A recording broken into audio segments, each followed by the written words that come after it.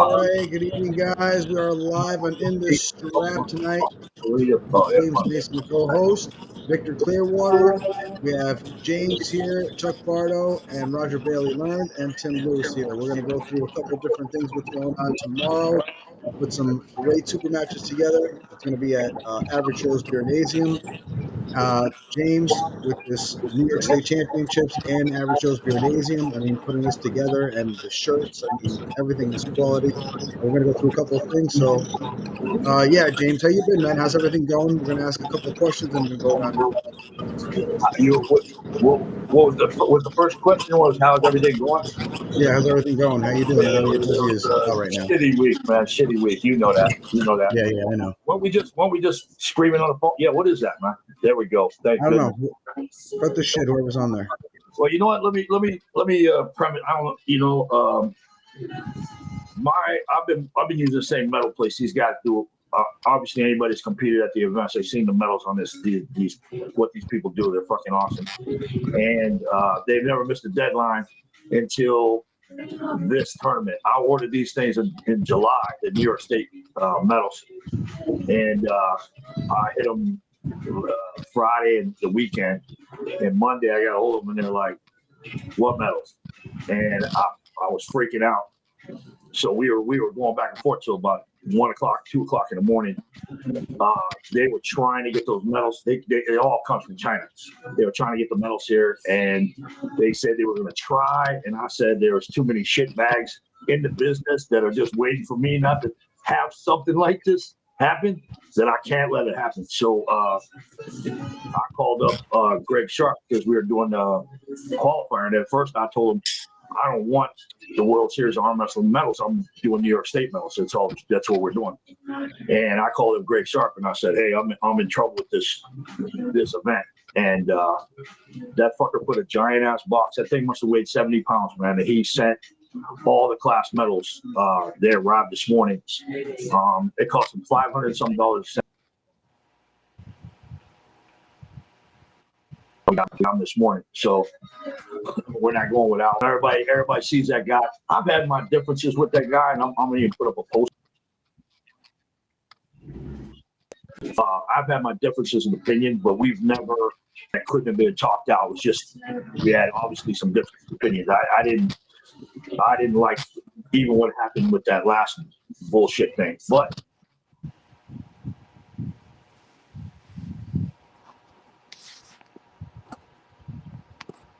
But all in all, you need better internet service. Well, they got like 40 people in that house. They're probably all having a tug of war match. They froze. They're frozen. Oh, he's gone. I can't hear anything. Oh, they dropped. Okay. Steve's Gay Lovers are back on. We back on? There you are.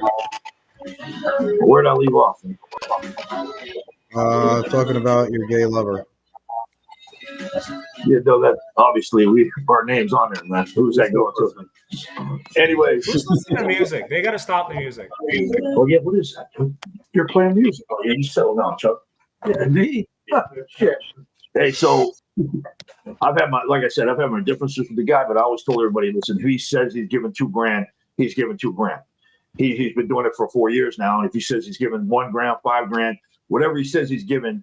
You might not agree with the guy, but he's never stiffed anybody on what he said he was going to give. And I tell you, I prompted the beginning of that because I'm not this big Greg Sharp ass kisser. I didn't like the guy that much. We had our differences, but you got to go by his actions. Not sometimes, when he turns around and sends a 70-pound box of medals and it costs him $500, so we have awards at the freaking New York State. That says something for the guy. You know what I mean? It does. And then I got an email. Then I got an email from the medal company said they'll be here. They'll be here tomorrow. The freaking medals from China. So we might have double. And if we have double, I'm just gonna give out double. Fuck it. Well, you know what? That just tells that much about you, man. That you're, that much hard work and to be able to go out there and even on the last day to be able to get the medals and put everything. I know you gave me a call and you asked me and. We were thinking about doing something, so it shows how much you put into the sport. It really does. I put a post up not too long ago.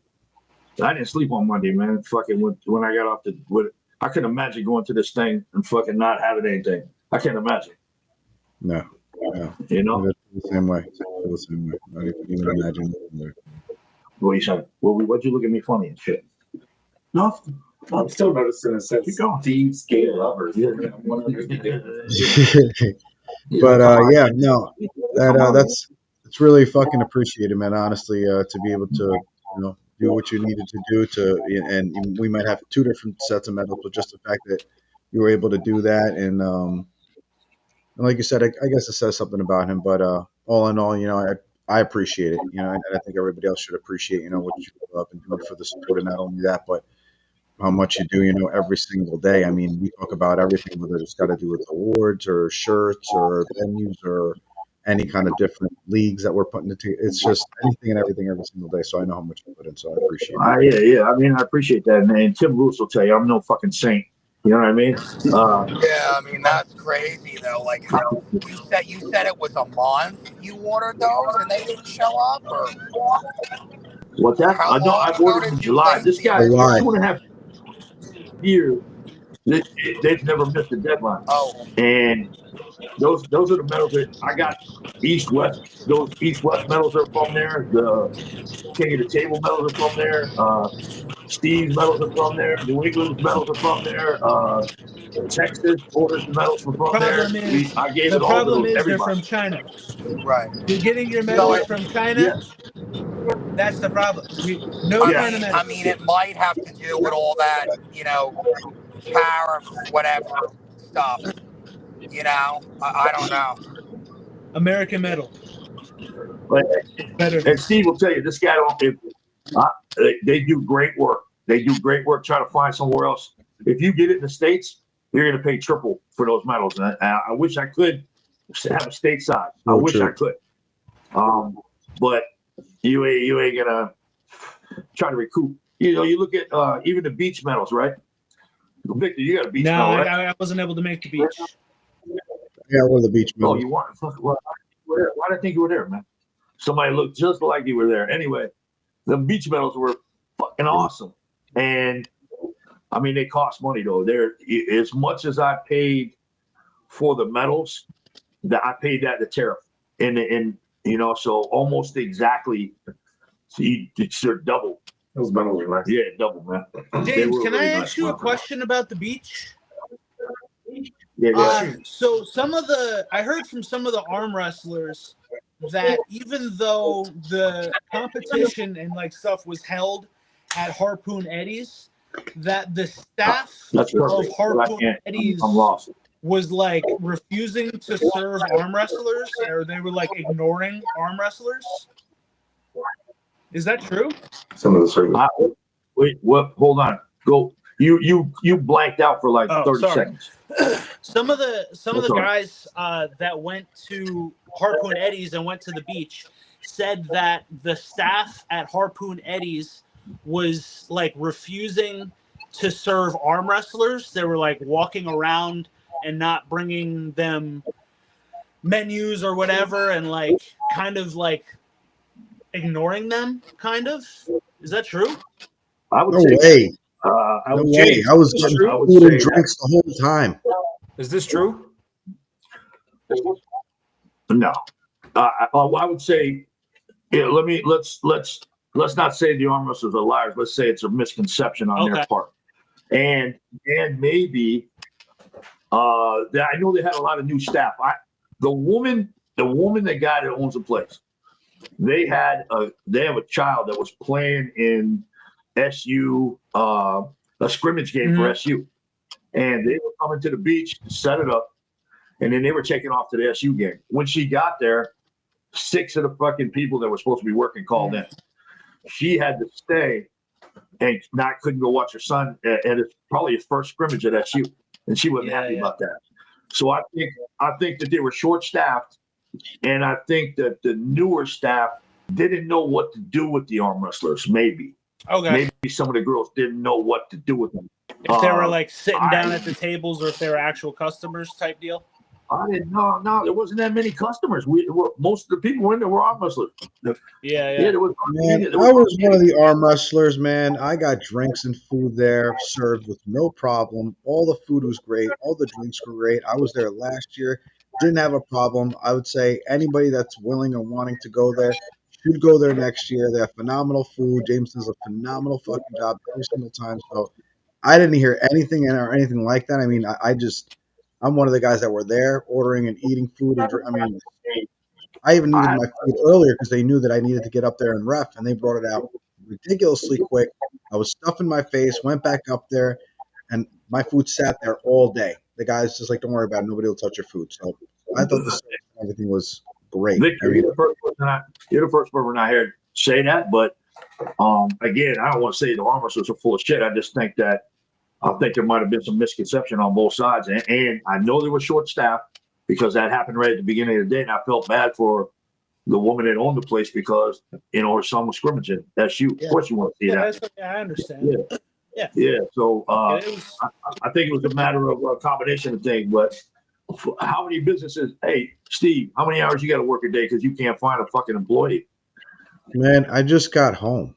Yeah, that's what I mean. this, man. I work all day long. My days off is tomorrow. That's my day off, and I got to put a fucking super match on from fucking 5:30 till we're fucking done, and then the next day I pull, and then back to fucking work at fucking. People don't understand and know how much I work. You probably do, James, because I keep coming every single time, and I'm fucking working. But hey, I'll just say to all the arm wrestlers on here, man, if we got any kind of event that's going on and that kind of thing comes up, I want to know about it, and I'll go fix it. I don't want them having that kind of problem and then not telling me. I want to know. I want to fix it. I don't want that happening. That we've been out there for 7 or 8 years now, and that's the first time I heard it. Really. Okay. I didn't hear anybody say anything. I mean, I had great service, but if that, Fake news. If that shit was going on, we wouldn't go back. We wouldn't go back. That's all. I mean, they were I don't want fast. Great food, great drinks. I mean, great. I thought everything that was great about it. Yeah, no, I'm not by any means. I'm not trying to knock the establishment. I was No. You just heard something, that somebody said. Yeah, you guys maybe had heard something. Honestly, it's good to hear it, like James said. So if it's something that needs to be corrected, it needs to be corrected. I mean, but I don't think so. I mean, I didn't. Yeah, I don't. I didn't feel like that. I didn't feel like that last year either. I thought it was great. No, shit could. I gotta believe from what I seen and what I heard that's an easy explanation, and it's still not good that it happened, but it's an easy explanation. Yeah, it makes sense. So yeah, it's not good it happened. It's not good it happened.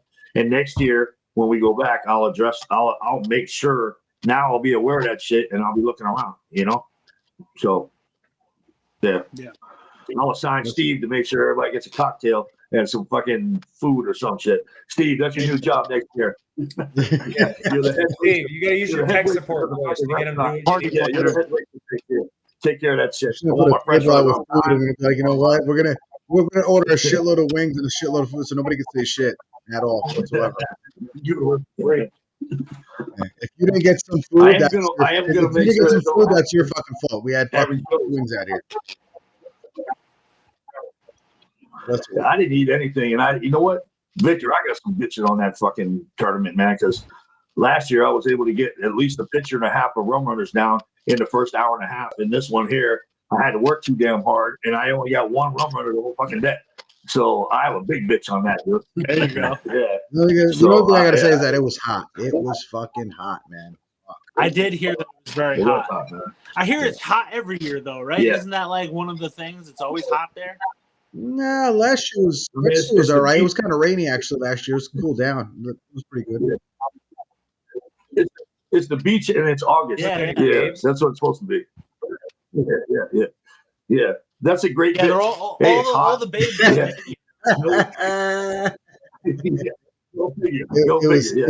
was hot. Hey, any of those guys that said it was hot, tell him I talked to James and he said next year he's gonna fucking talk to somebody and he's gonna get the heat turned down a little bit, so we're more enjoyable. Yeah. I'm gonna get cocktails on time and we're gonna get the heat turned down. We're good, dude. Yeah, we're good. That's fucking funny. What else? No, just make sure that you get the heat turned down for next year, and that's it, man. Stop bitching. You know, that's about it. I feel like Steve today. Steve, like, I told Steve I went and got the shirts. He's like, "Oh, did you get the purple shirts?" No, all the other shirts, but the purple ones. I left those ones there just so you'd ask me that question, man. Wait, good I'll tell you, My man. wife thing you all got the the time. shirts for this fucking event. You guys didn't see the post Does of it all the the time? shirts? The shirts look fucking great. Yeah. The shirts look phenomenal, Yeah, you get man. the purple Every ones? single Yeah. shirt that you just No. made looks great. Hey, Was I there got a a question. rhyme? So, What? Go ahead, I was James. going to ask if there was a rhyme raise or a your fucking reason. hand when it's your turn. What's Is there the a rhyme reason? or a reason to who you guys put on which team? Pretty much Nah, dude. the way. You want to say something, James? Put on with Steve. No, what do you mean? Put on this program? No, the T-shirts. No, he's who's on talking what team? about the actual teams. Oh, The Purple Cobras and the Average Joes. Like, are the average Joe No. arm wrestlers You like the know what? shittier guys? The reason why it did it like that is because the way we set up all the matches. So as soon as it was, We should. I had everything. You know what? To split try to up, be and fair at it. I mean, you want to I don't talk, know what James? Because I Steve can't was even. saying. We were going to try to Go be ahead. sneaky. Yeah. Well, that's purposely. We were going to try to be sneaky about it, but now that Victor fucked us all up, now we're going to have to draw numbers out of a hat. I think that's what we need to do. You know what I mean? Just so nobody can say they set it up on one side or the other. We're going to probably have to draw numbers out of a hat. What are you talking about? Have you never seen the You movie? know, we were gonna load it, but thank you, Victor. Well, no, we already set it up. Purple Cobras and the Yeah, other on the team. That's what we posters, did. everybody's on a team. Yeah, that's what I'm saying. On the posters, everybody's on a team. They don't have the shirt on. They have the name of the team. Yeah, they do. Well, we don't have Steve the set team that shit shirt up. on, but we got the Just team. so you know, Yeah, I had nothing to do with it. Dude. Exactly. How was I supposed to set the shit up and not get the size of the shirts the way they're supposed to? I mean, we got the size. I just didn't. Nobody was wearing a shirt. You just had to think. I didn't know that that's what they meant. Yeah, of course. You didn't explain that. When I got the sizes, when you were like, "What are the sizes?" I sent you what the sizes were.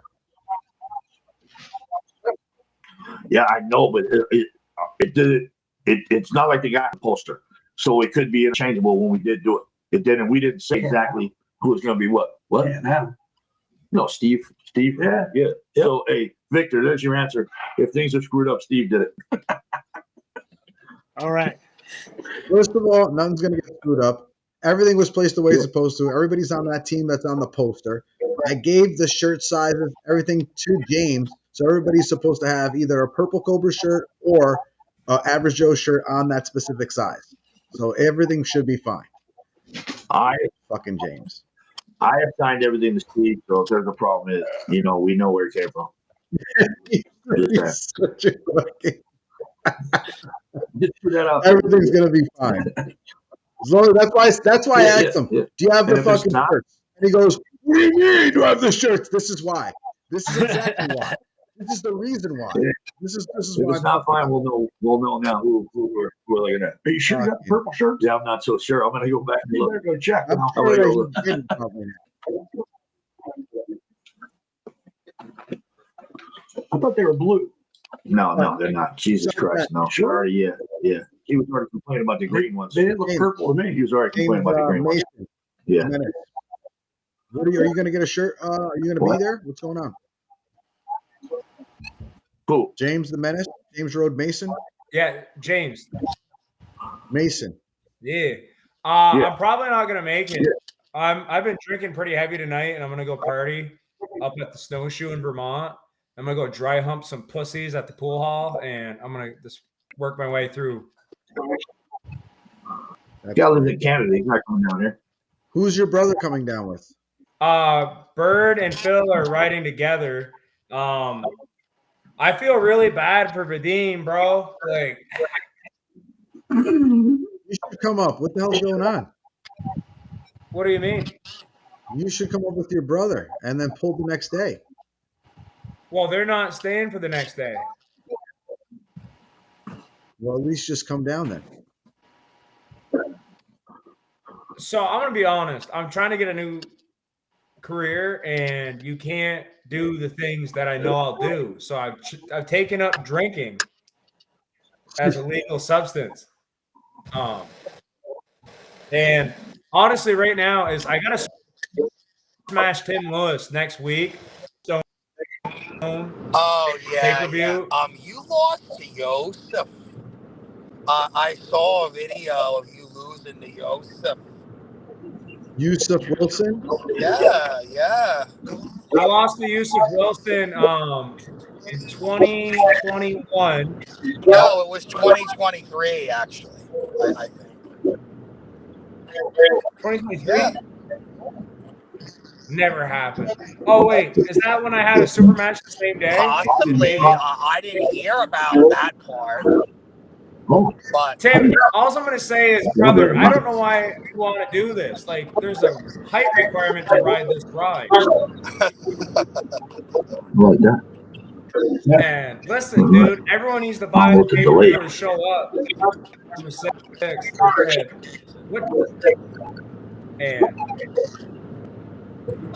And honestly, though, respect to agreeing to pull right because my left is fucked up.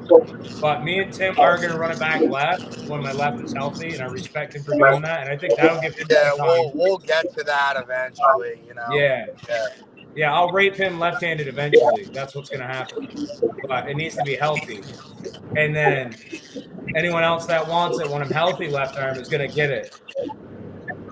And then Chuck needs to stop doubting me. I got to start smashing guys so Chuck starts believing in me. I don't think he believes in a lot of people. So what are the other matches that are going on there? I saw a couple of them. Are there like 6 or 7 or? Are you talking the average Joes versus the purple? Well, now we're talking about the Connecticut event, and then we can talk about the other one.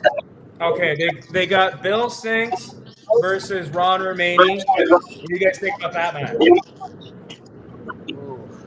I think Bill.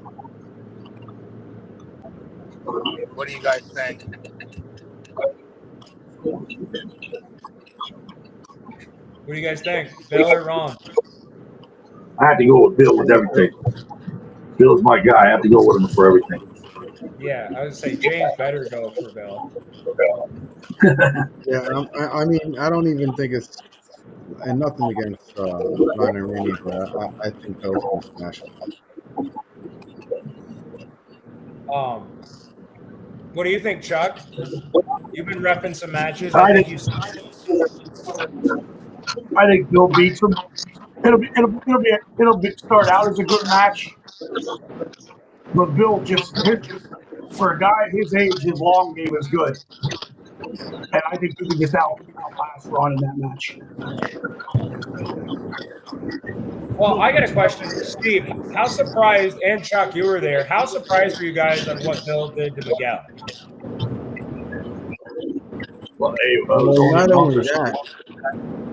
There's only a month or so before that where it happened in Jersey. That's King of the 10. Right. But a super match and a tournament are different. When you and me are both fresh in a tournament, you know what I mean? So the super match will always favor Bill Sinks because his nickname is the Marathon Man. If you're in a match with him, plan on being it. If you're going to stay in there, if you don't pin him in the first freaking smack, plan on being in it for 2 minutes. And that's where he lives. Yeah. So. And your next guy, you're done. Your arm's done. So, and he lives there. Right.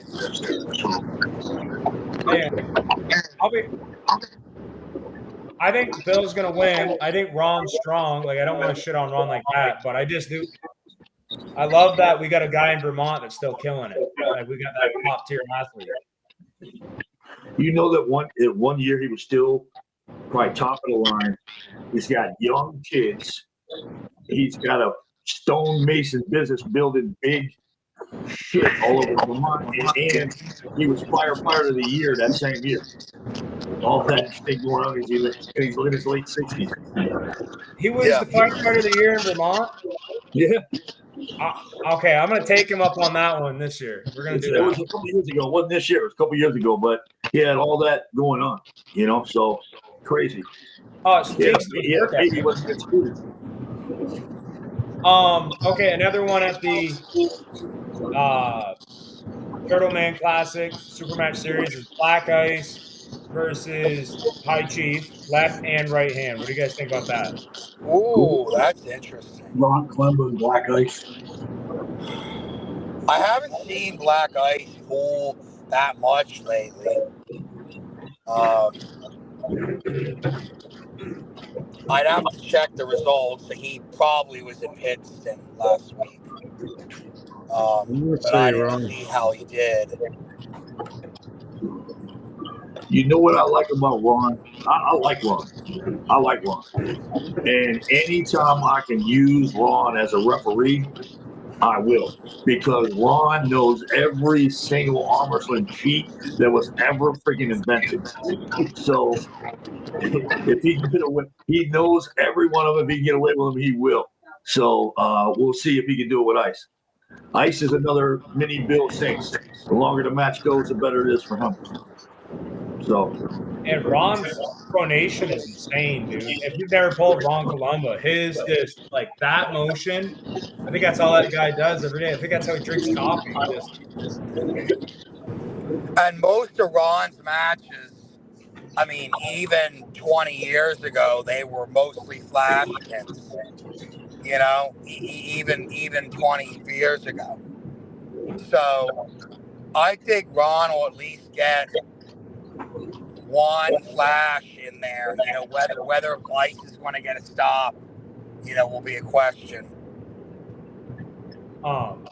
I don't know what Black Ice's real name is, but I know Ron Columba used Black Ice's real name, and I guess Black Ice is really upset about it. I don't. Yeah, I mean, he doesn't like it to be used. I mean, I'm not going to say it on the podcast. Yeah, I know what it is. I know what it is. I want to know it.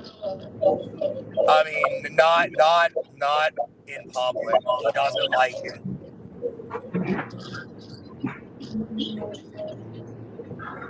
What is it? Does it rhyme with anything? It's actually big. He really doesn't like it. Like, I have to respect that. His name's Big Dick Sam, but nobody knows that. I have it in my phone as that, but nobody realizes. I'm gonna tell you right now. When I meet him, I'm gonna shake his hand. Big Dick Sam. Nice to meet you, brother. Yeah. Go ahead. See how that works out. And then I can't. What do you guys think? This is what I'm curious about. Nick, that he can't get any of the top tier guys to pull him, so he's got to pull 3 guys that. Listen to me. If we were gonna have a foursome and you get the start and then Roger gets to go and then I'm the last guy, I'd feel so dirty by the end. And these guys are going, I don't even know if we can win yet. You know what I mean? Like, I don't think any of us can get this bitch to come. That's crazy. First thing that went through my mind is, if I'm gonna force them, I'm not picking Nick Stone ever. You know what I'm saying? That was the first thing that went through my mind. But yeah. So the rest, I don't know. What do you guys think about this triple threat versus Nick Stone? So how is that exactly going to work? They have to. Nick has to get 6 pins, and they have to get 2. Oh. We can't hear you, Victor. I think this being a charity event, Nick Stone couldn't hear you. You can't hear me? What happened? Sorry, I was muted. Okay. Oh. So is it you go, then I go, then Tim goes, or is However it they I go want. 3? However they want to do it. If they got a strategic plan of how to do it, Nick just has to pin each of them twice, and they have to pin him once or twice. Sorry. Well, Devin Lorette did something similar to that a couple years ago with Pierre Cote and a couple other dudes. Yeah, but that's Devin. I mean, and this is America. Nick is like came up, with up it there first. too. So Nick came up with it. Cody Merritt, Devin Lorette bitched out against Nick Stone. Corey Webb bitched out against Nick Stone. Who else is there? Yeah, I'm not so sure. This is, you got a charity event going on here, and it's up in Connecticut, and you got an event going on every single weekend. So I really like Nick Stone, and Nick Stone is a talented dude. But I think that Corey West, Marcio Barbosa, give me somebody else. I think there's plenty of guys that, if there was the money there, they could have Yeah, I found mean, that's somebody to what give I him a think the match. problem is. I mean, I give don't him a think match. they're It's a scared, memorial. but, Yeah. you know, they have, Corey West has to get paid to come here. Yeah. I don't You like that know, either, but that's the way you know, it is. realistically, this is a charity event. We don't have a budget to be paying people, you know? But to me, honestly, this tournament means more to me than a lot of them do, respectfully, dude. You know what I mean? To remember someone's name like that and it goes for a really good cause, like. No, definitely understandable. Yes. All we're saying is we could have probably found a match for Nick Stone without 4 guys. But it would have taken money to do it. Right. Right, because Yeah. people want to get paid if they're going to get their asses kicked. I get it. Well, But I mean, like, it's one thing if these guys live a few hours away. But I mean, when they have to fly, like, you know, halfway across the country or more, you know, it's a little different, you know? Yeah, I don't know if he actually reached out to, Marcio would have been probably a good one to reach out to for Nick. That's not that far away. Because Marcio's relatively close. Yeah. That would make sense. It's only a couple hours, you know? Yeah, I don't know if that was an option for him. I didn't know if he reached out or not. I don't know. Okay. So and who else is up there? Jerry Catteray, but I think Nick trains with but Jerry. Jerry Right? Catteray has that match coming Nick up. trains with Jerry. Yeah, but that's not so it's too close to that. Yeah. That's not till November, right? Yeah, against Vitaly, that's November. Yeah, but I mean, it's still like a month. I mean, I don't think contractually they're allowed to do other matches if they have East versus West coming up. I don't know that 100%, but I'm pretty sure. I know when it was with Ingen, they didn't have a problem with him pulling the other arm. If they were pulling a right-handed match coming up in a month or so, they'd be okay. So as long as it was the other arm, then it was okay. Yeah. That's what it was. Okay. I don't know what it is now. It changed over. Okay. Yeah, next one's in Switzerland or something, I think, right? Wait, do you get? I think Jerry can beat Vitaly. I'm gonna say it. Chuck, mind your business, dude. I think you're crazy, honestly. Wait, Yeah, but you know what I think mean? Though Vitaly's is a top roller, and what kills a top roll is a good press. Unless Vitaly hooks him, he's not going to be able to get into it. But Jerry's never going to be able to get into that flop. And we saw how easy Jerry pinned Krdecha. Now, again, Krdecha and Vitaly are 2 different entities. But for Jerry, if he can get that in there, I don't know if Vitaly can weather that storm. Yeah, but it's just a matter of if he can get it in there. I mean, I just think Vitaly's, back pressure and formation and all that is too much, for him to get it in there. Okay, I got a better one then. Do you guys think if Vitaly and Devin pulled at the World's Strongest Iron, who would have won that? I think that would have been a better match, at least. I think Devin was... I mean, I still think Devin would have won, but I don't think it would have been real easy. I like Devin because he's really good, but the way that he acts towards other arm wrestlers makes me want him to lose. Like, I like him. Yeah, I mean, I kind of agree. Like, the way he did all that with Krdecha was with Oleg and with the German guy, talking to them in their language, and I feel like there was it just goes a little far at some point. Like that whole thing with Marzov where he was shoving Engen and freaking out, that was a little far, man. I mean, I love that makes me not like him. I love you in the past. What happened with sound? We got sound still. You still hear us? Yeah, you're good. You're good. Well, and then Levon got into it with the ref in Chicago when Irakli started losing. You know, there was that too. Yeah. What you were saying, James? Like, We I like a No, you didn't little. lose the I sound. like a You're little good. We can hear you. and I like a little fire, but there's like certain lines. Like I don't know. Well, it used to be, and there's not anybody on here except for Tim Lewis that will remember this. It used to be Travis had that role. Travis was the quintessential bad guy all the way through, and that was his role. When he started fading kind of out, Devin kind of stepped into that role. If you know Devin, he ain't like that at all. You know, and here's the proof in the pudding. If you have Devin at an event, that guy will stay there and he'll pull everybody in that place 27 times and take pictures with every single person there and help you with anything that you ask him and try to make you a better arm wrestler while you're there. The antics that he does, I agree with you, Vic. The antics that he does drives me crazy sometimes too, but that's not really him. It's really not. Yeah. No, definitely not. He puts an act on when he's at the table, like for a show, but he doesn't act like that often. Yeah, it's an Right? Nothing entertainment like value. that. There's entertainment value to it, but you know. But you guys don't think like Devin was like losing his mind when he pulled Oleg and realized like that he was that much better than Oleg, and he was like, "Wait a minute, this is the champ." And everyone said that Oleg might beat him.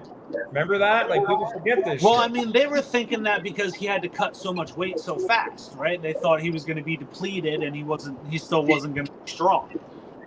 That's why they thought Oleg was going to just tear through him, because he was going to be a skinny old man, but he came through as a fucking titan. Right. And again, when you and me agree to a match, right, and you say you're the better man, and I say I'm the better man, and everyone's doubting me out, and then I'm holding you at center, and I'm going, "There's no fucking way you thought this." Like, who told you? You know what I mean? It was kind of in those moments. That's what we want to see, in my opinion. Is I want to see what you work so hard for. I understand that, but I mean, you could handle it like John Brzenk would have handled it too. Like John wasn't fucking. He may have said a couple words like with Michael Todd. He was like, "Where are you going?" And then he pressed him down to the pad. Yeah, like, but there's little things you can do and say, or you can like stare them down and bring them down real slow, like show them that they're nothing. You don't have to humiliate the person to where they can't look their mother in the eye the next day, you know? Like, I mean, come on. I don't know. I think there's all different ways to do things. So. Listen, I just had Miguel Fernandez do the same thing to me. Miguel Fernandez hold me in center, didn't let me go anywheres. And that's a very belittling moment. But I can tell you what, as a competitor, it's going to make you do two things. Quit the sport or get on steroids. Well, see, he held you in the middle, right? He didn't start talking to you in English. He speaks Spanish. No, he was actually talking to me. Yeah. Well, at the very last pull, yeah, the very last one. So, and again, when you're that much better than me, I'm going to let you do that, or I got to let you do that to me. But and James, I respect that you can. And James kept his composure the whole time. He just yelled at the referee. But he kept his composure with Miguel. Right, because guess what? We're competitors. See, I was the fucking referee, Victor. That's how I know. That's how I know. Yeah. I just make a couple of shout outs to a couple of guys here. Get back to work. All right. Have a good night. All right, guys. Tim. Yeah. Anyways, see you, Tim. Good luck September next week, 5th, bud. I'm going to fucking smash Tim Lewis right-handed. All right, you see, he even got out. He doesn't even care. I'll just make a couple of shout outs to Stephen Durek, James Clark, Jeff Luke, John Gilshaw, Adam Warner, my mom, Ryan Marvin, Tim Bushy, Mike Yermarmik, and that's it. Thanks for watching, guys. Yeah. So let's move on to the actual matches that are going to happen, super matches, this tomorrow. First, let's talk about Victor Clearwater. Vic, How do you feel about your match? This is the day before you're running down on this last couple of hours before you pull. How do you feel? How does everything? Do you feel the same? Because you came down a decent amount of weight. I know you're always in sweatsuits, but watering everything down. So what's going on? Tell us about your whole. I want to say your whole way up here. Like, how did you get here? Well, it's been a road for sure. Throughout the last year, this New York States will be my first year competing as an arm wrestler altogether. I've been practicing. I practiced for about 6 months before I started competing, and then so this is kind of like full circle for me here in the first year, and I've lost about 65 pounds altogether. From the first cut from 275 down to 242, and then from 255 down to 220, and what I'm pulling now. It's been fun. It's been fun for sure. And I'm so new in arm wrestling that I can't really say what my game plan is or anything like that. It's more or less I've kind of people who know arm wrestling could put a label on it, right? But I'm just gonna go and I'm gonna do my thing, and I'm gonna see if he can hang. And I plan on having a good time. I plan on it being very quick, and then get some ice and some food and rest up for Sunday. Nobody's calling. James, go ahead, James. What is this fucking school? Victor, so do you think you can win? Are you confident? Yeah, I think I'm pretty confident that I'm gonna. I'm pretty confident. Victor, hey, I'll tell you what I like about Victor. Let me tell you what I like about Victor. His beard. Guy's a go-getter, man. Guy's a go-getter. He contacted us. He's like, hey, what can I do to get better? I don't really have anybody out here. I want to get better. Can I do this? Can I do that? And, we tried to do everything we could to, help him out, because that's the attitude. If you get that attitude from everybody, man, I'd fucking be happy every time we had an event. Obviously, too. I mean, I think he's all right. I'm trying to get like you, man. I hear you're top level, so I'm trying to be like James right now. I'm not really that good. I just got this weird hype around me, but every now and then I get lucky. But I can say this: the only guys that beat me so far are very good. Like Miguel. If anyone gives me shit about losing Miguel, can you beat Miguel? Yeah. Like people in the Northeast Kingdom, I don't know if there's 10 people that beat Miguel Fernandez. Roger Bailey Learn beat Miguel. Okay, that's one. Give me another. I'm just saying. You're asking me who beat Miguel. I'm just telling you who beat Miguel. Right. No, I said I don't know if there's 10 people in the New England Kingdom that beat Miguel. Huh? Right hand, they should have a match. It's just that JJ's a little heavy right now. Miguel's about 215, and JJ's around, I think, 240 plus, I think. So yeah, I think JJ could win that personally with his top roll and being heavy at this weight. Who, JJ? Yeah, because JJ's got a hook. JJ hooks. Because if anybody's going to beat anybody in the top roll, it'll be Miguel to JJ, because JJ hooks. He's got a really good. Yeah, JJ is like a drag hook. Yeah, hook. Yeah, it's a hook drag. Yeah, but if anybody's going to beat anybody in the top roll, it's going to be Miguel, because he's got a better top roll than JJ does. Definitely left hand. Yeah, but Miguel kind of goes through a top roll defensive Kings move, lets you get where you want, and then he just surges with side pressure. Miguel's one of the fucking most technical arm wrestlers I know, to tell you the truth. He's just when you think he's, like you just said, just when you think he's going in one direction, he'll switch to the other. He'll switch to 20 different directions while you're still looking at 3. So it's been like that since we know him. His girl Sabrina does the same thing. Same thing. Yeah, they're really good, both of them. I mean, Miguel's got some matches coming up, actually. But let's move on to the next one. Tyler, are you there, Tyler? Yeah, can you hear me? He's black. Tyler, I can't hear you, can't see you, can't anything about you. No, you Yep, can't we hear can me. see you Can't now. see me. I can hear you. I can hear you. I can hear you. I can see you. Both. All right. So, are you Yeah. gonna beat the Sand? We got this. What's that? James asked you a question. He says, "Are you going to beat the sandbagger Dave Seaton?" Oh yeah, I mean that guy don't belong in semi-pros anymore. If I beat him, he has to I agree haven't to never seen semi-pros other again. Yeah, definitely. I'd agree with that. I was going to say, how do you feel about the match? What did you do to get ready for the match? I mean, where are you going to take it? You mean to beat him? Obviously, I'm gonna try to go to my usual lanes, top roll. I'm gonna try to contain the hand as much as I can. I know he's kind of a similar style as me. I know he not recently, but a while ago, he had beat Evan. So, I definitely have my hands full. It's not going to be an easy match by any means, but I think I've come in stronger since Evan and a little bit more locked in this time around. A little bit better training coming up, so feeling pretty good.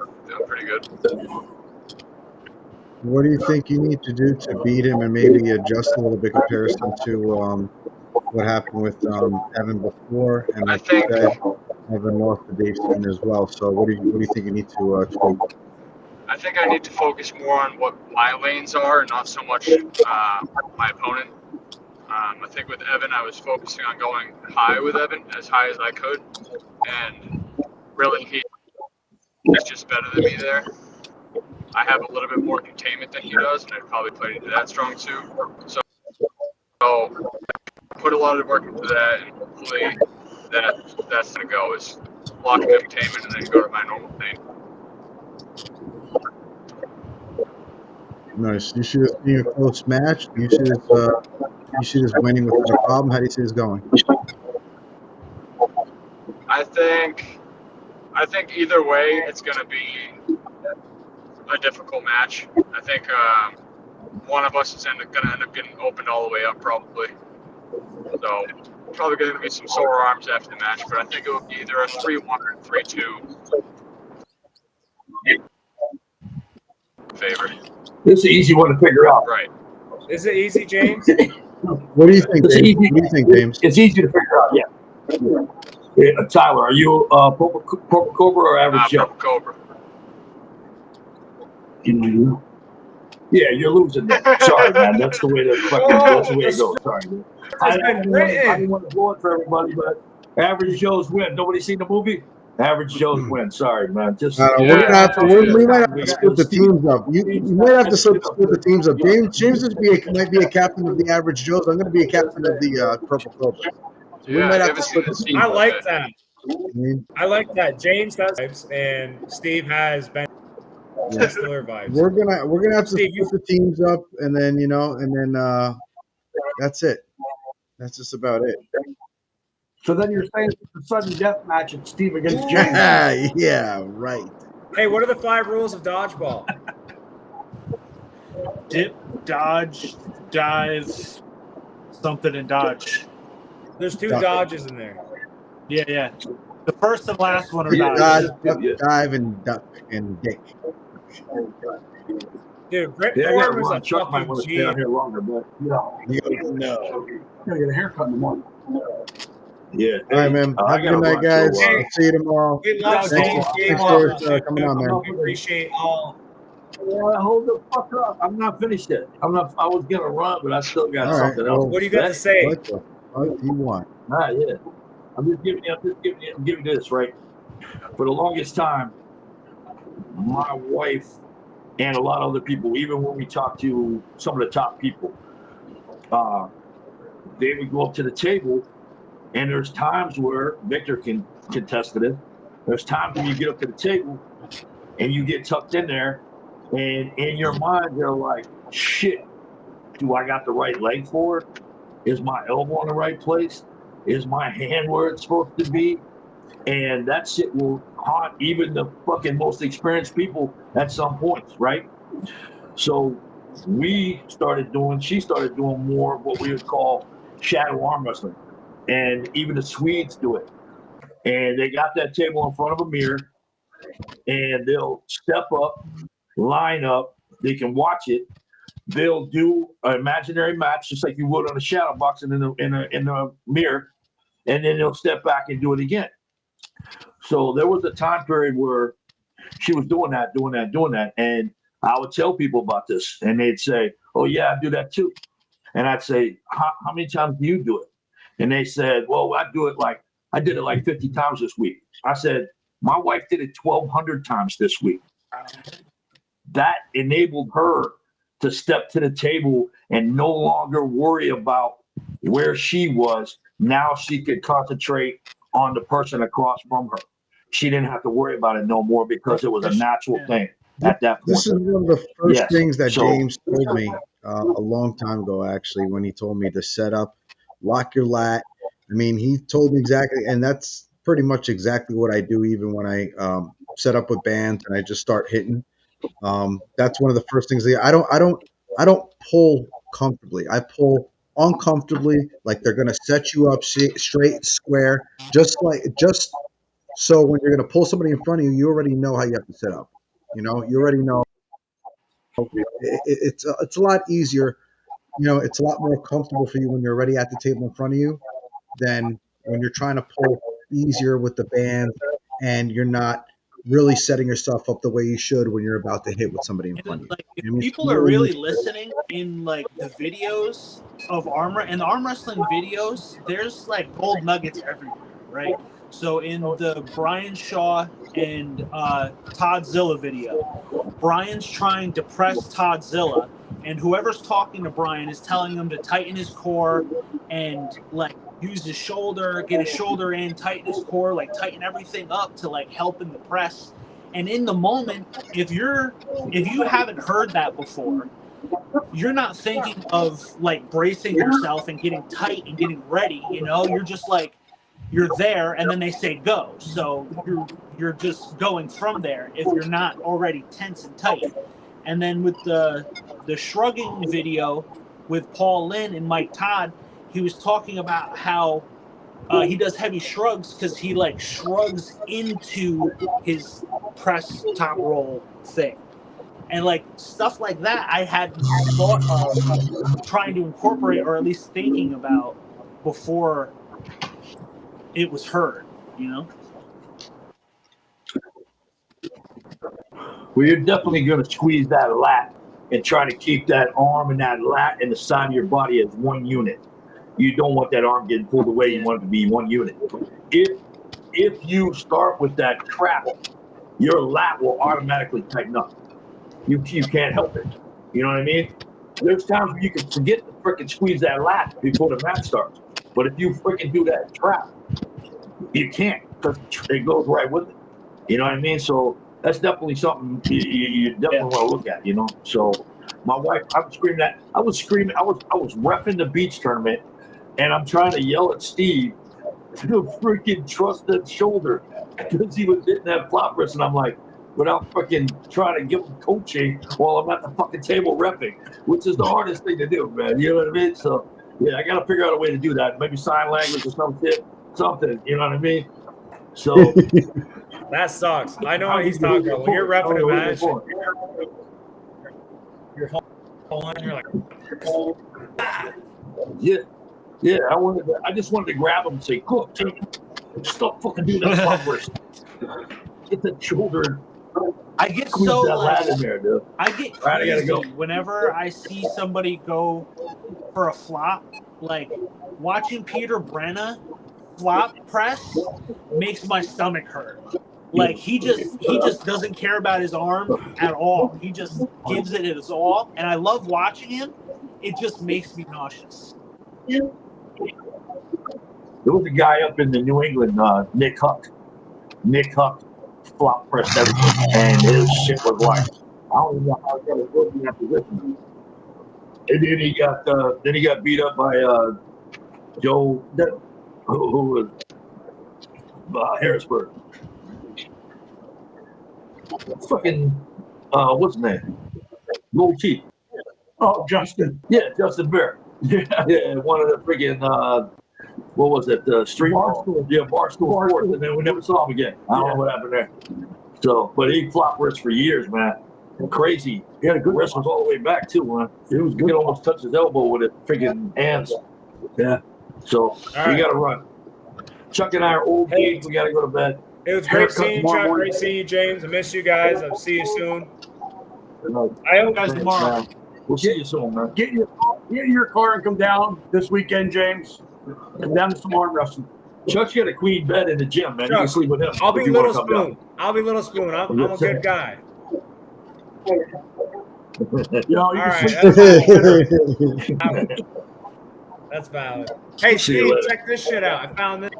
No shit. Yeah, that's when I made Chris Vert my bitch. I didn't realize it made him quit the sport after that. It makes me really sad, dude. He needs to come back. He's a good arm wrestler. I don't think he quit the sport. No, he quit. He commented on Facebook that he quit. Oh, yeah? Yeah, super hashtag sad face. But that sucks. So, Victor, when you smash Chris Couch, are you going to come into the pros? Yeah. Listen, the New York States is going to be my last semi-pro tournament. I like it. And then I'll be taking the pro classes on from then out. Hell yeah. So, you know what I ask a lot of guys, like, and I forget that pod, is why do you wrestle? There's always a little bit that you're the biggest, baddest dude, right? Sure. Right. Well, you know, you want to test yourself, but like at the end of the day, everyone wants to be a winner. Right? Yeah, you want to show that you're better than, if not everybody, you're better than most. Right.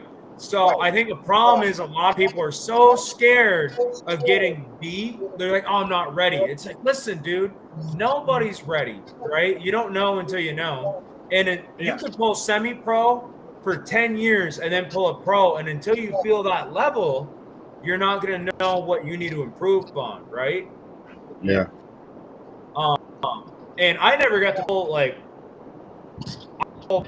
pro the minute I went out of state because I didn't pull anything else. So I'm like, okay. And then I pulled some fucking Georgian pricks that were in semi-pro that absolutely molested me on the practice table no matter what I did. They were just so strong side pressure-wise, I couldn't do nothing. And I'm like, this sucks. But what it did was it made me go, every loss, I said, I got to do better. Right? I got to get no excuses. You're just weak. You're a pussy. You got to do time. And I want to say this to you and to anyone pulling right now. If you're a novice, obviously dip your toes in the novice. But once you pulled out a tournament, you've been on a table, get with a team, meet some guys that are good. You got a wicked good team, right? This is online. You guys got a good unity. Like, you guys can talk and work on stuff, which is awesome. Once you got that, you know what a break arm position is. You know what break arm position is, you shouldn't pull in a super match. In my opinion. If you think that okay, my hands here, my elbows here, my arms here, and I'm pulling like that, shit's gonna pop. Unless you got some mean the guy next to you doesn't know what he's doing. Besides that, pull the pros, figure your shit stinks when it doesn't, and okay, now it's time to fine tune this. And then when you go to a bar, like, hey, how'd the tournament go? You're like, oh, I won pro. And you're like, oh, that means you're going to beat any random guy on the road. Like when they ask you to pull their, hey, let me feel it. But you can be a semi-pro champ and still get your ass kicked by a random guy that's strong because you haven't figured it out yet. And again, for me, pulling JJ Jackson, like I was like, I think I got it figured out. Then all of a sudden a guy that had a longer arm than me, and I went, this is such a weird pressure. Silly bitch. You're just a pussy. Like, I'm too weak. Like, you got to have a mental game. Like, any good arm wrestler needs to know, like, what James is saying, if you don't know how to set up on the table, that's a problem. If you're on the table before go, you got to figure that out. And once you figure out your stance, if you're attacking, that doesn't work because that's fine.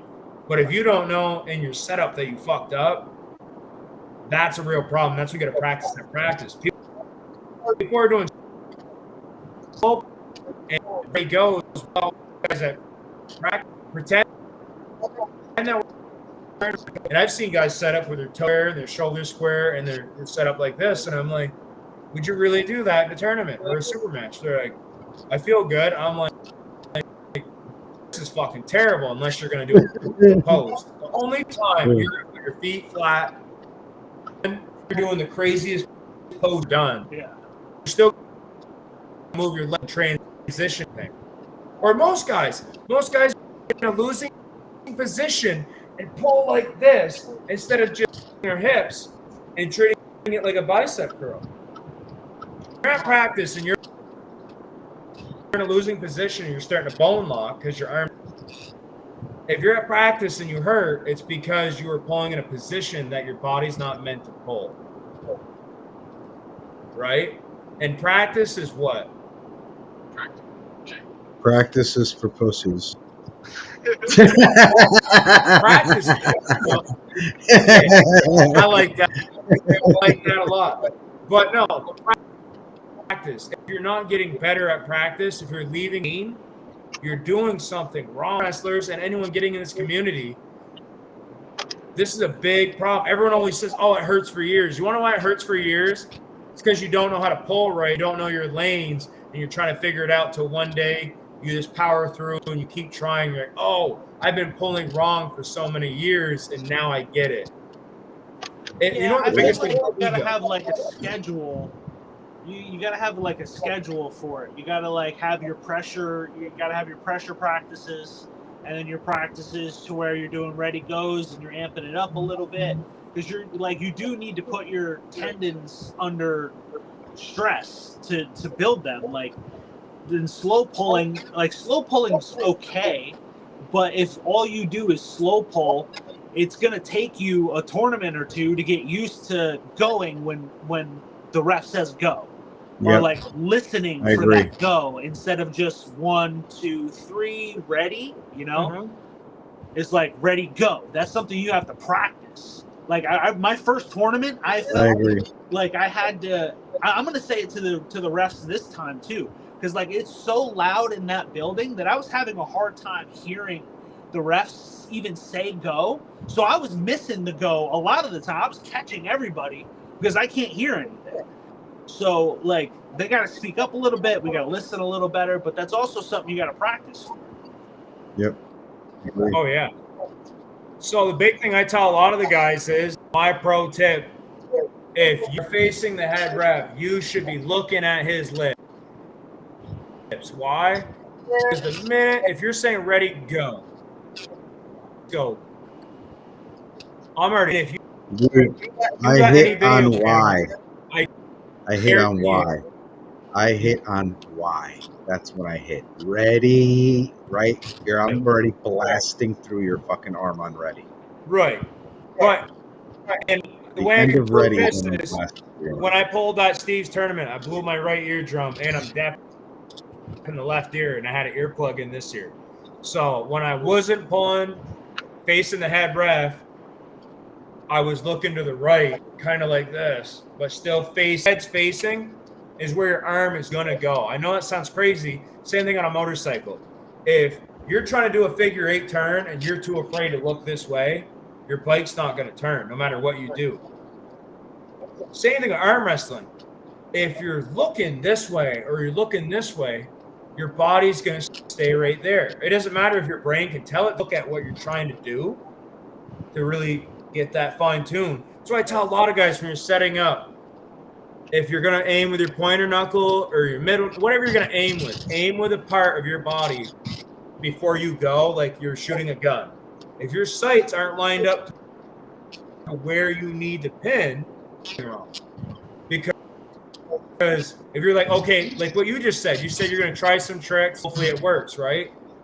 before you hear go, brother, you need to know that, okay, no matter what I do, my goal is for this right knuckle to come right here, and then this pointer knuckle of my first one is going to touch that pad. That's the goal. And obviously nothing works out perfect. But if you don't have an aim of what you're planning on doing, that's where it's going to get really weird because you don't know where to focus your pressure on. Again, I pulled this and I couldn't break their top roll. And I went, and then I test their hook and their up in the center. And I'm like, maybe, right? Maybe this will work. And then you give them the top pressure again, but then you cup in and flash pin. Why? Because they've top rolled you once and they knew they could, and you gave them the same pressures. So again, it all depends on levels. Like Miguel, my IQ I think was there. Miguel was this showed me that I needed to be way stronger, and I have no complaints besides I got to train more and lift heavy and eat right. But I hear all the time I didn't do this right. If you're not doing stuff right, work on that at practice. That's my rant of the night. And I know I went way too long, and I'm really sorry about that, guys. No, good, man. That was gold. What? I just get so sad when I see some of these guys that have been pulling for a couple of years, and I'm like, all right, so like, what would you do in this situation? And they go, well, I don't know. And I'm like, wait, you playing like chess? You know what I mean? There are levels of knowledge to it like that. I mean, I personally don't know it like that yet. I plan to. I don't know it like that yet. Yep. So if right now, I'll be honest, if what I plan on doing doesn't work, I'm going to have to talk to my corner and we're going to have to figure something out, you know? Like it's kind of that's just because that's where I am at in the sport. Like I'm decent for the short amount of time, I guess, that I've been in the sport. Because if you listen to some people, they say 4 years, then you go to pro, three top three tournament finishes, then you go to you move up a class type deal. But I was always afraid of. I felt like from the beginning, I probably could have just gone to pro. Would I have won? Absolutely not. But there are people that I probably could have beaten right away just because I'm naturally strong. But I didn't want to like get looked at because there were people that other arm wrestlers were talking about that went pro too fast and now they're getting hammered by everybody. And it's like, why would you go to pro to lose to everybody when you could have gone to semi-pro? But then you're just medal chasing at that point. So it's like you're damned if you do and you're damned if you don't. So again, what I was saying, I like what you're saying right there. And Steve, and I think I don't want to say real arm wrestler, but any competitive person in the world that I practice or my team is, what is your goal? If your goal is to say you're the best, then what do you got to do? You got to go against the best. You got to go against the best. Because you can pull semi-pro and always get second, third. But guess what? Until you go in the deep water and take your floaties off. Like, listen to me, bro. I'm getting my ass kicked. I'm going to keep saying it by Miguel Fernandez or JJ Jackson getting 3-0 sweep. That shit sucks. Nothing's good about that. But the difference between a winner or a loser is the guy that goes, fuck this, I'm done because I suck, and the guy that goes, this sucks, I'm never going to feel like this again, and I'm going to keep trying until I make them feel like that, or I'm going to make the next guy feel shit, and you get your ass kicked, you're not going to know. Yeah. Like Tyler, I guarantee you after Tyler got beat by Evan, Tyler, are you motivated or you're a quitter? What's going on right now? Yeah, like not even towards Dave Seaton, but I've probably never come into a match more pissed than I am right now. Like, right. So how hungry are you? I'm beating myself up a lot about like the mistakes that I made. So I'm just like I'm gonna come in pretty aggressive, hopefully, and try to make sure that I don't do the same mistakes I did last time. Yeah, redemption. And I agree with a lot of the stuff you're saying about coming up to pros and like having to face through the pain and don't really baby yourself. Like, this isn't that type of sport. It's kind of like, you know, it's a pain sport, and if you're willing to do it, then go for it. If not, then don't. Right? Yeah. Yeah. That's I don't good. know. That's well said. Well said. Steve, I got a question. So what level would you say you're at? I'd probably say I'm an amateur. I give myself a few more months, and then I'd start moving up to semi-pro. I didn't really win too many big, I'd say, in tournaments. So came in second and third a few times and won a few, but even the ones that I've won were small classes. So it's I see myself like even with super matches, like I'm not ready for a super match. Just for the fact that it's. I know I'm not that good to be on that stage. Just for the fact that I know that to accept that, and I've seen how guys are on the table and how good they are and what they need to do to get better. But in general, sometimes it takes other guys like me to get a little bit better with time. And some guys are just naturally strong, like I'd say like Victor. He's just naturally strong like that. What's up, Vic? I want to respectfully disagree with you believing that you're not like super match ready or there aren't like. So all right, so the way I look at it is tournament arm wrestling is this, and super match arm wrestling is this, because the way I've prepared for this super match has been completely different than the way I've prepared for the tournament.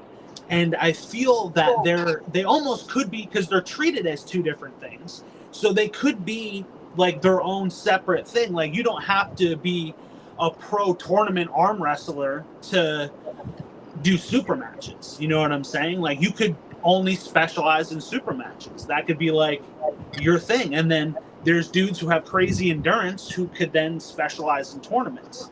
And that could be in its own way a way to kind of specialize and branch out the who you could reach to type thing for super matches or for tournaments. See, the main reason why I kind of do just like close to semi-pro and or just pros and super matches, reason being is because I don't want anybody getting hurt. I don't want anybody going full tilt and not knowing to how to get out of that situation without getting hurt. So some guys are really go full tilt, and which I really appreciate, and put themselves in that position. But as a pro, their bones and their arms and everything has almost gotten to that level to where they can pull like that if they need to, if they want to, in a pro level.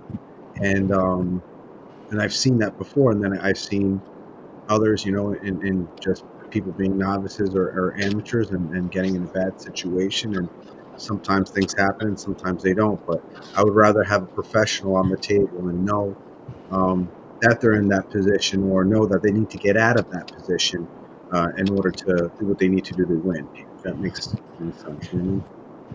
And then also, all right, so to add to that, then there should be like something that qualifies you as a pro, because right now my next door neighbor could show up to New York State tournament and pull in the pro class. You know what I'm saying? So, right. So this is how I do the super matches. This is how I put the super matches together. And that's a great question, actually, Victor. I love that you asked that question. So the way that I do it is, how long have I been watching you pull for now? It's been almost a solid year that we've been talking about putting you in a super match, right? Mm-hmm. First objective was Chris Vert. I thought that you were ready. I think that at the time you think that you weren't ready. I think now you knew that I was right, that you probably were ready to go up against Chris Vert at that time. Yeah, I was scared. Yeah, and because it was something new to you, just like to me. But like I said, some people are. A lot of the noise behind me was telling me like, you shouldn't. You're like, like you're. I guess Chris has got like fucking 12 years experience or something, and they were like, you've got 6 months. Like, this dude's going to tear your arm off. You should wait. You can pull him. You should wait. So that was more or less advice. But I went with it. I could have manned up and been like, fuck it, I'll do it. But I didn't. No, I know. But you're pulling, somebody, tomorrow, and this is going to really tell what the difference at a weight that I feel I can be really, really I'm decent super heavy. The super heavy guys are different because if I'm 245, a lot of the super heavy dudes are close to 300 pounds. Like those dudes aren't close to 240. And then I felt like I was decently good. I went 10-2 as amateur / semi-pro 242 arm wrestler. And now I'm stepping into 220. Lean. I feel like I'm just as strong as I was at 242, if not stronger. And I got a good coach behind me now. So I'm like, how long have you been pulling for? How long have you been pulling for, Vic? About a year and a half altogether. So it's probably a year. You were probably a year in when I asked for the super match. When I met you, yeah. Yeah. Okay. Yeah. So it was about a year in, Mike, and I still think a year in is a little early for the super match. I guess depending on how good of a puller that you are from the day you start till a year in. Some guys are 2 years in and they're on East vs. West stages. You know what I mean? So it's all depending on how good you really are. And my first was New York State. I got first in the 242 amateur class. I went undefeated. Right, which is great. Some people have that natural strength, which is awesome. A lot of people said the same thing about James when James pulled Chris Vert too as well. And they said because he had too much experience, he was better. I mean, he was bigger. Everything was against him, and I knew that was going to be one hell of a match. And James ended up beating him. And that's impressive. That's an impressive win. Chris Vert is a coach. He's a great guy. He coaches other guys that are, great pullers, like Derek Perusa. He trains with Mike Bisman. He trains with Paul Cruz. So this is not, It wasn't. I don't think it was an easy win for James, and it didn't look like it. And I know James put everything out there, so I know it was a great win, but I don't think it was an easy win. So what I want to say to that is, biggest thing I'll say to anybody pulling in a match: if you don't believe in yourself, you're really wasting your time. Like when I meet you, like Victor, if you and me have a super, we get on the table, and I'm looking you in the eyes as a person. I want to see how you carry yourself. I want to see is he a cocky asshole? Is he being weird? Like, you know what I mean? Like kind of like head down, towering. Like, what's your presence? And then the biggest thing I've seen is Chris Vert could have beat me easy, but I gave him adversity, made him think he had nothing. And I broke Chris Vert before we even got to the table, and then on go, we elbow fouled and we're right in the middle, and he was that close to popping my hand. And I looked at him, I said, "That's your best top roll, and you've been doing this for 12 years?" And then he tried to hook me, and I was like, "Yeah." And then in the setup, the whole time he's trying to hook me as hard as he can. Guess what, motherfucker? There's a rest grip. So after 15 seconds of him trying that, then I go, "I want a rest grip." So now you've been cupping for 15 seconds. Your forearm is jacked. No pump. Yeah. Right. And I'm grinning at you, and I'm going, "What do you got? What do you got?" And this is all this about any sport. You got to be comfortable, and you got to be able to read the situation. My number one rule is, if you're uncomfortable, I'm happy. If I can make you upset, it doesn't matter if you got 100. Remember when you said on one of the podcasts that my weight was too light? My thing is, if I can take 80 pounds and have my wrist like this, whatever, I don't give a shit if you can pronate 120 in a perfect grip in a perfect setting in your basement. I know no matter what, when I'm having a conversation, 35 pounds and do 100 reps no matter what position. So I know that about my arm and hand. But I go, I wonder if this guy knows if his hands like goes from like this and perfect riser to all of a sudden it's like that and it's a little twisted, and my finger's up here a little versus where the strap goes right there, how strong is he? How is he going to be able to deal with that adversity? And if you can't figure out that adversity, and I got you, and I'm grinning your face, and just all this way, didn't you? And then you start tearing yourself down before go. Listen, dude, I'm like a vampire. I'm going to take all your blood, and I'm going to have a great day. And then you're going to go home and go, I suck so bad. And it's, no, you don't suck that bad. It's just that you trained your best position and the best, and you never thought of the worst case. And again, the pro guys that are on that level have had to suck. And that's what I've been trying to say the whole time is once you suck dick in front of a bunch of people and you don't like doing that, you're going to be like, I'm never sucking dick that good in front of people again. I'm going to do better next time. James is like a different version of like Devin, literally. Just a different version of Devin. Literally just making you feel like shit, belittling you, fucking anything you can do to embarrass you to make you feel like you don't belong on the table. Well, Devin does. See, it sounds like James will then take you to the table on the side afterwards and explain to you how you can become a better arm wrestler. Oh no, Devin James almost is seems great like like that, and he will. That's 100% James. That's exactly it. But Devin is the same way. Yeah, so that's what I'm trying to say is that they're both the same way. He'll tell you exactly where you went wrong, what you should have done, what's better, what you should, you know. So that's what's great about James. I kind of feel like that's almost worse. Like, not only are you going to talk shit, you're then going to spoon feed me the information on how I can better myself afterwards. I see that as a victory, because if we grip up and you're trying to tell me how I can beat you, now I'm going to really fucking beat you. Now I'm definitely going to fucking beat you.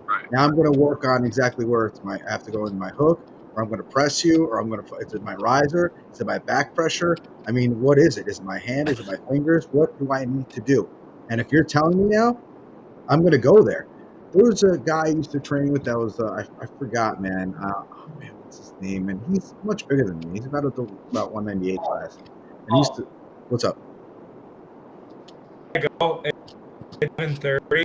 You guys, I didn't want to cut you off. Grant, keep that. I love you guys. This is In the Strap. Listen, I might go tomorrow. I might come tomorrow. You better go. I might come. Go. I Please might come. Please come. Let's go. I might come. I might, dude. Steve, for you, I might come everywhere. For you, come everywhere, dude. Everywhere. Right. Stay home, boys. Stay home, please. Pause. I don't know, dude. I want to pull Victor too. When Ashes Chris Couch, I want to feel like Victor is talking something. I love Victor. Now that I'm getting to know Victor, got that beard. Dude, Wade's dead. What's up with Wade, bro? Dude, that's the same way he reacted when fucking Caleb Weekend he's been dead. Weekend at Bernie's. Weekend at Bernie's. That's what he looked like, right? Yeah. Anyways, dude, In the Strap. Love you. Like, share, subscribe. I appreciate all of you. I hope everyone kicks ass tomorrow. I might come everywhere. Can I get a jersey? Can I get an average Joe or purple? Yes. If I can get one of them, I'll come. It's yours. Come. I'm coming. You better be there. I'm coming. Yeah, I'm gonna text Bird and them, man. I'm coming everywhere. All right. Have a great night. Guys, tomorrow. I love you guys. Be safe. Hey, 1 second. Oh, look at that, dude. I'm getting a hump. It's crazy, dude. No one wants this. I like it. Hey, working on I hope you guys. Is there a ring? Do the winners get a ring tomorrow, Steve? Yeah, this ring right here. I kissed that ring. That looks like a winner ring, brother. I got the rings right over here, though. I got the trophy here. Show me the trophy. Oh, dude, I got one of them. Or a couple. I got a lot of them, I guess. But what's up? Well, there's definitely got to be a team, like either you and James definitely have to do a team captain type thing, because there's only one of those, right? Yeah. So the winning team is then we're all gonna get drunk and we're gonna argue and we're gonna want it. So the team captain, whether it's you or James, then gets the trophy. That's like your guys' reward for your participation as team captains. I like it. Because we got too many guys who are going to want. I know I'm going to want it. If I'm on the winning team, I'm going to taking want the trophy. I'm taking the trophy home, and that's it. Put it up in the shop, yo. You got to put it up in the window. Nah, I'm not gonna. We'll figure it out. We'll figure out where the team trophy goes. We'll figure it out. We'll figure out whoever wants to be the team captain. We'll figure it out. We'll do something. Yeah, we gotta hold some super matches in the shop, man. Because we might have to bring it back next year and put another plaque, 2026 or whatever it is. You mean 2027 after another mini year, and then we're gonna put in who wins. Yeah. You know what I mean? So. Yeah, that'd be dope. Is James just frozen? Is that James frozen? It looks like it. Yeah, it is. It's fucking hilarious. Yeah. I actually have to get to bed too, though. Yeah, man. Same thing here. Thank you for having me. Guys. Yeah, of course, man. Thank you for coming on. And yeah, we'll see each other tomorrow. Everybody be ready. We'll see each other at Average Joe's Beernasium. It's going to be a great night of super matches. We have 12 super matches that are going to be going on. Great jerseys and shirts, food, the whole nine. So, yeah, guys. See everybody tomorrow. It's going to be live stream on Facebook. Should be on my Facebook. So, if anything changes, I'll repost something. And yeah, have a good night, guys. Tyler, I'll see you, man. Later. See you tomorrow. Later.